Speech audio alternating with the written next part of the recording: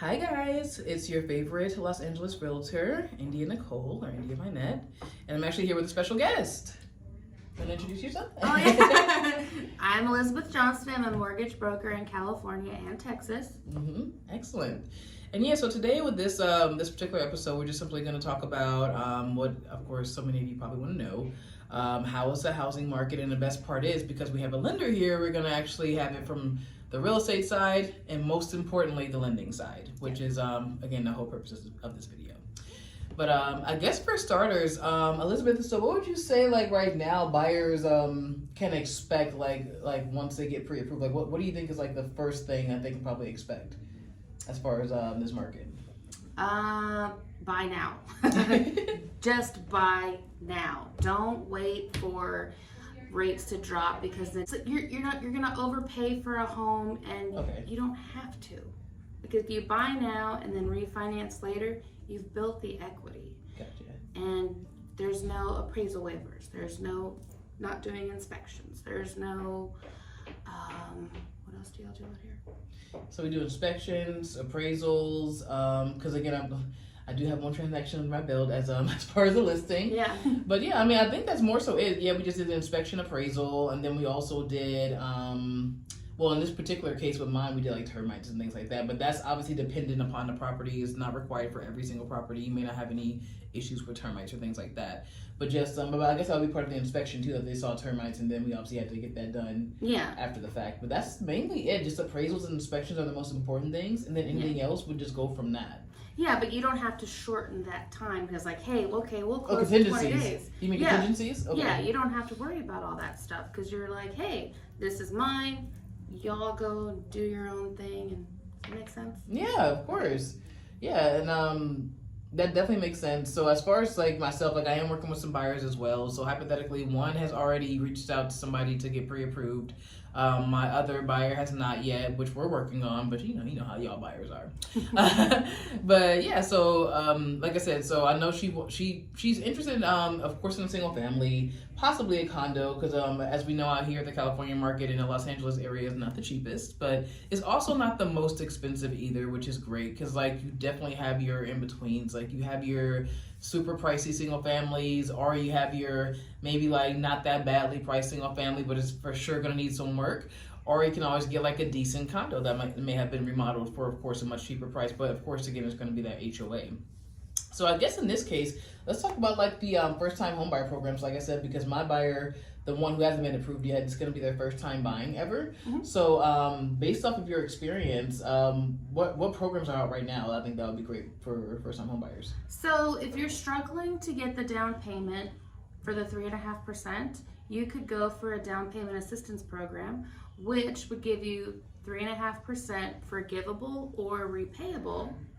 And to qualify for that, you need somewhere between a 580 credit score. So if you've got that, you're good. And then obviously the area median income, we need to double check that as well. Okay. So are there any like particular programs that they would benefit from here in California? So we have Boost, we have Chenoa, and we have obviously Calhatha, but that's not out yet till the summer. Okay. What is Boost? It's right here. So Boost is a program that you need to have a 600 credit score, and you have to go through counseling. Okay. And how long does the counseling have to be? Do you know? It's normally like an hour, 4 hours. Just like an hour. I don't think you go to like 3 months of counseling. Oh no! It's like if it takes you longer than a day, I'd be surprised. But normally it's about an hour. I've seen them upwards of 4 hours. It just depends. You take that class, and then obviously you have to meet all the other guidelines, and then you're good to go. Okay, that sounds really good. And then with that particular one, so the assistance they would get with that 3.5%. Okay, so they would give you 3.5%. Is there up to a certain amount as far as the value of the house? No, it's just 3.5% because it's strictly the down payment. Okay, excellent. That actually is good to know. Super beneficial because I know some of the programs too is like, oh, like maximum amount of the house can be this or has to be this much, or we're only going to give you this much, but the house has to be this much, like type thing. So well, it's FHA, so you've got to meet the FHA guidelines. So unless you find a house that's $2 million, Well, obviously you wouldn't be able to do that, but Yeah. maybe $1,089 or something like that. Okay. FHA. That's still, like, honestly, for California, I know people always, like, rag on California, like, oh, like, you know, $1 million house, there's nothing out there. No, you can still get, like, a nice remodeled home in a good area, like a nice upper middle class area for $1 million, okay? And I know some of you guys are thinking, like, $1 million, that's way too much for a house, and that's a mansion where I live. That, I mean, I totally understand that, but again, because again, she's also licensed in Texas too, so of course $1 million in Texas is gonna look much different than $1 million out here in California. But all I'm trying to get at is here in California, you can still get like a really nice, like decent sized house for $1 million. Because people like, again, they're always like, oh, that's a regular house. No, you can still get like not a mini mansion obviously, because we don't have too many of those out here in California, but you can still get like a nice like 1,700 to 2,000 square foot home, or possibly even bigger, for $1 million, and still have it be nice and have everything you need. But of course, you don't even have to spend that much. You can get that paying $750,000 or $700,000. And I know to a lot of you guys, I sell a lot, but again, going off California standards, that's actually not that much in the grand scheme of things, especially when you look at the equity you're going to be building over time. So, and it includes condos. oh, it includes condos. Yes. Yeah, it's got to be an FHA approved, but you can look that up real quick. What's a condo here? 800,000, 900,000? Not even that, because actually, as you guys know, in case you're not new to my channel and you've seen my other videos, my first listing actually, or my first transaction, really only transaction as of right now, but my first transaction was a listing. It was for a condo in Long Beach, and it was for a 1-bedroom, 2-bath. I know it's weird having 2 bathrooms. Well, one was a half bath, but still, having 2 bathrooms in a 1-bedroom is kind of weird, but it worked out. But anyways, that was my first ever transaction. We actually listed it mid-October. It was a 1-bedroom, like I said, technically 1.5 bath. And had a nice balcony, nice view. It was like within walking distance of the beach, about a 30-minute walk. We listed it for $388. It sold for $405. So you can still get like condos here in like decent areas for like the 300s. You know, like granted it might be a 1-bedroom, but some areas you can still get like a 2-bedroom condo for like maybe like $405, $425. I know where I live in Paramount, but like the city of Paramount, for those of you who are not familiar, that's like the greater Los Angeles areas by Long Beach, not too far from Compton, Bellflower, Lakewood, so that whole area. But there's a 2-bedroom condo going for sale right now, actually, as we speak, for like, I want to say it's like going for like $425, and it's like a nice like it has upstairs. Actually, it's a 3-story because it comes with a garage, 2nd floor, which is the main level, and then of course the another 3rd floor, which is where the additional bedrooms are. So, but yeah, that one's going for $425. So in a nutshell, you can still get like a condo out here for like the 3s and the 4s. So, yeah. Yeah, because out in Anaheim at Disneyland, all those are around $750. I've seen a few for about $950, and it still qualifies for the 3.5% DPA. So why wouldn't you do it? Of course. I'm going to say, especially like I said, like we just talked about the condos, if you generally are set on buying like a condo or just wanting something more affordable just to start off with, and then you maybe work your way to a single family home, that will work perfectly, because now we're talking about the range that's way more affordable for a lot more people, as opposed to like, you know, maybe like the $800,000 or the $1 million listings. And your down payment is covered. Yes. So that's even better. Of course. Excellent. And then what was the other one you were talking about as well? The after the boost, you said there was So there's Aurora. So that one has a repayable option, which means you can pay that with your mortgage, or you can do a forgivable, which means you just have to live in the home for X amount of years. Normally it's between 3 and 5, and then it's forgiven. You don't even have to pay it back.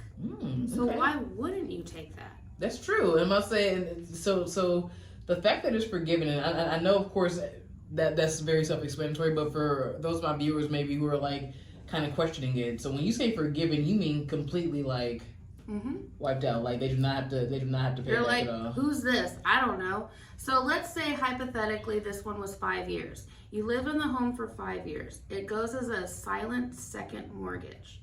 So if you sell the home before the 5 years, then it gets tacked onto the back, which means they're going to want their money back because you did not meet the terms and conditions of 5 years. Okay, so 5 years, okay. But after 5 years, it's yours. That's awesome. I even have a lender, because I'm a broker, so I work with many lenders. Nice. There's one that offers a grant. They will grant you the down payment of 3.5%. Okay. And then right when you close, obviously, grant means you don't have to pay it back, just like school. Mm-hmm. You have that option too. Yeah. So there's no reason to not buy a house. Of course. And then like she said, when you put it like that, like, again, a lot of people don't know about these programs, especially here in California, because again, everyone's so stuck up, oh no, it's so expensive in California. But realistically, like we both just explained, there are, especially if you're on the market for a condo, there are affordable options out here in Los Angeles County. I can't speak for all of California, but Los Angeles County, even closer to like Orange County, kind of Anaheim, that's closer to Orange, but still LA County. But long story short, there are affordable options for you, and then majority of those options still will have you qualify for these particular programs, just depending on like if you're a first-time buyer or not. That's some really good information actually, because like honestly, I didn't even know about that. So oh, and they just updated it. So sorry, That's update. okay. So you get anywhere between 3.5% or 5% down payment assistance, with 1.5% towards your closing costs. Yes, I'm looking at it right here, guys. The heads up, just like a laptop right here. Yeah. But yeah, that's awesome. It's right there. So there's no reason to not buy a house. Now you said you have to have a minimum 600 credit score. So the qualifications for that one. For that one is 600. Okay. You've got to have a 600. If you don't have it, let's work on it. Right. Let's do it. Most people do have at least 600, but I know like some of y'all struggling. It's okay. It's totally okay. Like, you know, just work on it, get it up. So we have the repayable option. You have 10 years to repay it. But, I mean, you could just get it forgiven. And one more question about that particular one. So I know you said you have to pay it back because it works like a silent second loan. Mm-hmm. Is that included in the cost of your mortgage, or is that like a secondary thing you have to pay on top of your mortgage? It'll be on top of your mortgage for 10 years, and we'll count it towards your DTI, or your debt to income ratio. Okay. Now let me ask you this concerning that. So let's just say, because for those of you who don't know, but in California, they actually, I believe, just passed something. You can actually go ahead and go into more detail about this. But as far as like if there's, let's say you're buying a house, a single family home, and it has an ADU attached to it, and whether the ADU is remodeled or not, it could still be like something that you have to remodel yourself. But long story short, if there's an accessory dwelling unit, which is an ADU, that's very popular and common out here in California, especially SoCal. If your single family has that in addition to your actual house and it's on your land and part of the house technically, I did hear that there's something where they can subtract the cost of what you would get for renting out that ADU, and then you can apply that toward how much you qualify for as far as your income. So like hypothetically, like let's say you make, I don't know, $80,000 a year or something like that. You make $80K a year, but let's say you can get for that ADU for the house you want to buy, you can get like I don't know, let's just say $1,900. Let's say it's like one bedroom. Mm-hmm. Let's say you can get like maximum $1,900 a month for it, just renting it out. That $1,900 a month would go toward the income that you technically would make on top of that $80K. Is that correct? Or how does that work? Not well versed on that one yet. Okay. I know it's like a newer thing that literally just came out. I want to say like in December, so it's still like a newer thing. The only reason why I know about that is, of course, me being in real estate. I do keep up with things like this, and I remember a class I attended last month where they were talking about that. But we'll look more detail into that, and I might do maybe a whole video about that later on down the road. I might invite Elizabeth back for that. But long story short, yeah. So that's also a possibility. It's also a possibility to sell the ADU, even though you live in the main home. If you want it. Because that's new as well, right? Isn't that new? Okay, new. So go into like a little bit more detail about that, just for our viewers, like people who may have an ADU or maybe thinking about buying a house with ADU. So if you buy it, I'm not too well versed in it just yet because it's just so new. You could sell that part, driveway, garage, house, whatever it's in, and someone else could live there and you just share the driveway. Okay. Would it be like a what do you call it? Like when you share an easement? Would it be like an easement where you just share? Okay, perfect. And as far as that goes, you pretty much will obviously just pocket the money as if you were buying a house, like, right? If you were to sell your ADU separately. Okay. Is there anything in particular you have to? I mean, you probably don't know like the details behind it, but like, do you know if you will have to like maybe like go to the city and distinguish that if you didn't? Yeah, because it's kind of like, so back in Texas where I'm from, you could have, let's say, an acre, and you put half of it down and the other half's going to be your rental. You've got to register it with its own address, put, let's say, 430 and a half, and then put that with the mail people. Okay. USPS. Okay. Nice. Okay, so you do have to register with the city as far as its own separate dwelling, and then Yes. that's when you can go ahead and start the process of going ahead and selling it and things like that. Okay, makes sense. Totally makes sense. You may want to double check that. Okay. Yeah, like I said, that one also is still like a new thing that just came out here in California. So again, we're gonna go ahead and double check these details. Or if you want, you can always go ahead and do your own independent research, which I always recommend doing anyways, regardless, whenever you buy any property. Still always do your due diligence as a buyer. Make sure you know everything about the property, the city that the property is in, make sure you kind of know all that. The realtor, of course, will tell you a lot, but we can only tell you so much. It's still up to yourself as a buyer, depending on which property you're buying, to go ahead and do your own due diligence as far as like things like that, as far as details. But that's really good to know, and I'm glad we actually talked about that. Not to touch base on something else. So also there's maybe some people watching or viewing this that maybe they already own a home and they're thinking about selling and maybe upsizing or just selling and buying something different. So what about the programs for current existing home buyers, like people who are already in a home, buying a second home, third home, or maybe like even an investment property? Are there any programs for that? Not really. You could do it if you wanted to. Now there's that house hack. Have you heard of the house hack? Mm-mm. So what a lot of people like to do, because if you buy a second home or an investment home, you got to put down 20%. Mm-hmm. Well, who wants to do that, right? So a lot of people, what they'll do is they'll purchase their home, stay in it for about a year, 2 years, check your guidelines whenever you're signing on the dotted line for your loan.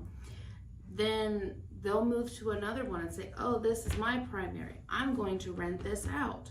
So this one will no longer be the primary, the new one is. Well, then there goes well, if it's conventional, you'll have to put down 5% because you're not a first-time home buyer anymore. Okay. So your second house, you put down 5%. You didn't have to put down the 20 because your previous primary home is now your investment. Gotcha. But you've already lived in it. Right. So you don't have to do the 20%. Gotcha. Does that make So, sense? yeah, of course. Okay, gotcha. So pretty much if someone's already in a home, but then they want to buy another home, but rent out the home that they're currently in, that's when the 5% comes into play. Gotcha. Okay. Excellent. Well, house hacking. Yeah. Okay, that makes sense. That totally makes sense. I didn't even know about that either. I think I heard something like about that. It may have been like the same thing, but that's definitely good to know. And I guess just from your point, just like as a lender, just for my viewers too, because of course, like you guys already know, like me on the real estate side. Again, we can only tell you so much when purchasing a house. We'll tell you obviously about like the basics of the house, if there's any issues with it, things like that. But as far as from a lender standpoint, what would be the best advice you would have for someone maybe who either is a first-time home buyer and just maybe is having trouble getting approved or pre-approved? What is the best advice that you would give them as a lender?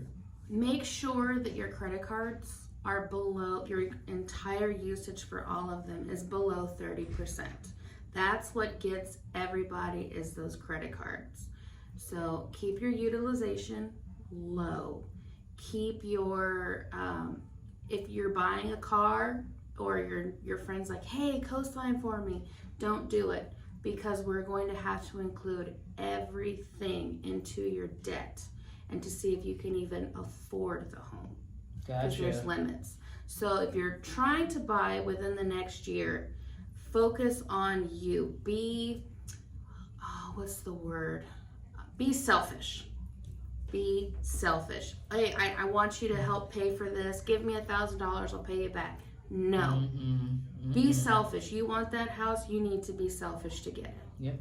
That would be my best advice. Okay, and then that's like leading up to what, like maybe the year you decide that you want to buy, like maybe like 6 months to a year leading up to before you get pre-approved, to be like that, and just kind of make sure your debt's under control. And yes, okay. Because when we pull your credit, we're gonna see everything you've done and your any hard inquiries that you have. They're going to show up for 2 to 3 years. Yes. And that's a ding. Every time your credit is pulled, that's a ding. Yep. So if you had a 750 credit score, you had your credit pulled 3 times, you might drop 15 points. Yep. And your credit score directly affects your interest rate that you'll get. The higher your interest rate, the better rate that you'll get. Of course. So you just want to be higher. So let's talk about that. I guess that'll be like the last point that we go ahead and touch on too, which I know is the most important point for a lot of you guys. So these interest rates, because of course, like interest rates, we've been hearing for the past month now are going down. Yeah. So we have heard that. At least, I'm sorry, on the real estate side, we've heard that. I can't speak for consumers because not everybody's realized that yet. But yeah. So let's talk about that. So interest rates. So the very first thing I guess to touch on that would be let's say someone has like a really good credit, like over 700. What would you say, like 720 or something like that? Yeah. What would be the average interest rate now? Well, let's say they had like little debt, not a lot of debt, but maybe like a car note, something like that, no student loans. What would you say your average has been as far as qualifying people with that credit score and like their interest rate? It would depend. It all depends. Because what if they don't have the money for the down payment? That's true. So then true. You've got that DPA. Yep. Well, they're going to want the lender is going to want their money.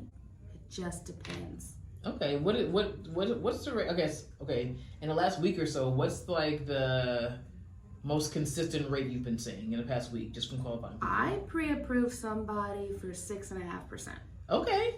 So I'm seeing 6.5%. Okay. Okay. So 6.5%.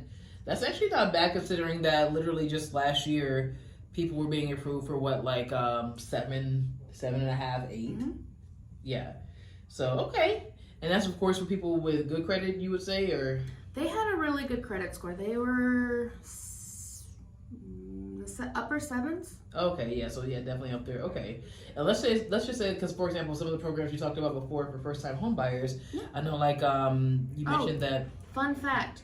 So even if you've owned a home, if you, let's say you sold your home and then you've been in an apartment for 3 years or overseas or whatever, after 3 years, you are now considered a first time home buyer. Oh. Did you know that? No. Yeah.